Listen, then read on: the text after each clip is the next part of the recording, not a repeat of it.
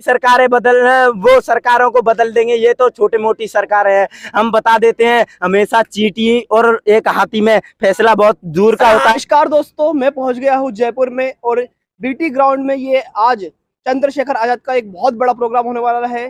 सामाजिक न्याय सम्मेलन का समापन है और यहाँ पर लाखों की पब्लिक आ जाने वाली है। आप देख सकते हो पीछे ये पूरा मंडप सज चुका है चंद्रशेखर आजाद की वेलकम करने के लिए, उनका स्वागत करने के लिए। और अभी हजारों की संख्या में यहाँ पर भीम आर्मी आजाद समाज पार्टी के कार्यकर्ता पहुंच चुके हैं। आइए कुछ लोगों से हम लोग बात जल्दी रावण दहाड़ देखना पड़ेगा, संसद हिलेगा, जयपुर से रावण कैसे दहाड़ेगा? बहुत जोर से दहाड़ेगा।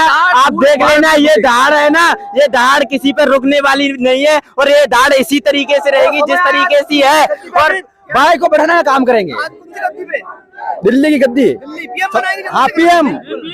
अभी ये जुनून जारी है, ये जुनून जारी है। अभी हमारा मिशन जारी है। जब तक हम चुप नहीं बैठेंगे और ना ही किसी को चुप बैठने देंगे। हम अपने इन युवाओं को जगा लिया है। अब हमने बस एक ही तैयारी है कि इन्हें आगे बढ़ाना और इनको वो अधिकार दिलाना जो आज तक जो भी सरकारें थी उनको उन्होंने मतलब हमको दबा के रखा है। उनको अधिकार दिलाकर रहेंगे हम। और युवाओं में जो जुनून पैदा किया है ना चंद्रशेखर भाई ने, वो शायद किसी ने किया नहीं था। जाने से क्या युवाओं को उनका हक मिल जाएगा? नहीं, मैं बिल्कुल सुनिए, बिल्कुल आप सुनिए। जब राजनीति में जाएंगे युवा, कहते हैं ना कि जब तक शिक्षित राजनीति में नहीं जाएंगे तो अनपढ़ों का राज रहेगा। और वास्तव में अनपढ़ों का राज चल रहा है अब राजस्थान में और यूपी में। सभी जगह पे सभी अनपढ़ है, सभी अनपढ़ है। जो अनपढ़ है, जो वो अनपढ़ नहीं है, बताइए। संविधान को मिटाने की बात करते हैं, वो अनपढ़ नहीं है? अनपढ़ है कि नहीं?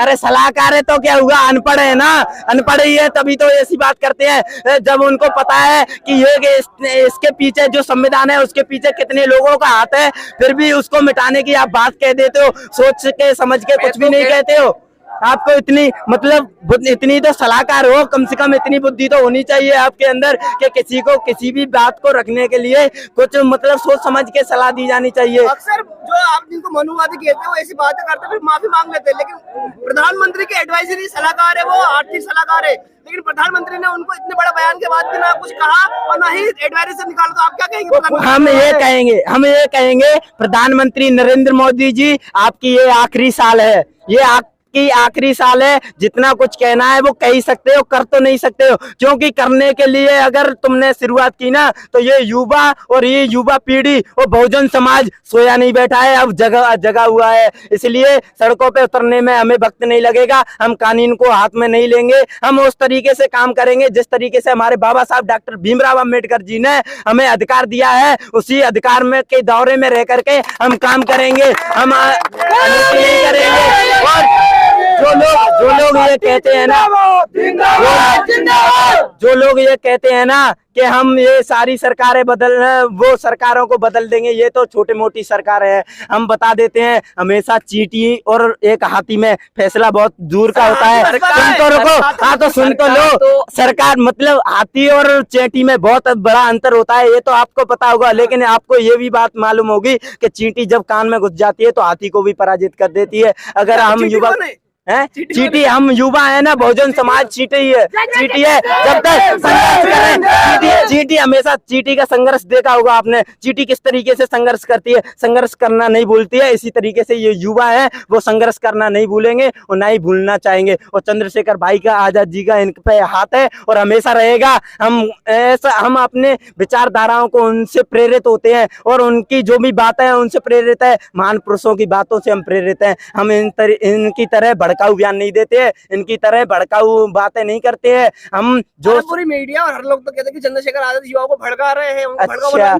बहुत ही मीडिया कौन सी, वो गोदी मीडिया की बात कर रहे हो क्या? जो गोदी मीडिया जो बीजेपी बहुजन समाज को लड़ाने में लगी है, उसी गोदी मीडिया की बात कर रहे हो? वो उसी गोदी मीडिया की बात कर रहे हो जो मोदी की चमचागिरी करती है, उसी मीडिया की बात कर रहे हो? आपको एक चीज बता दूं कि कहते हैं ना कि हम मर जाएं तो कुछ भी नहीं होता है और वो छींक भी दे तो छप जाता है अखबार में। ठीक है, इस तरीके की बातें होती हैं। तो मैं सही कह देता हूँ, जनता में यहाँ के लोगों में कितना विश्वास है चंद्रशेखर आजाद जी के प्रति, तो वो आप विश्वास देख सकते हैं और ये विश्वास हमेशा बना रहेगा। ये विश्वास एक नाम ही काफी है, सिर्फ रावण।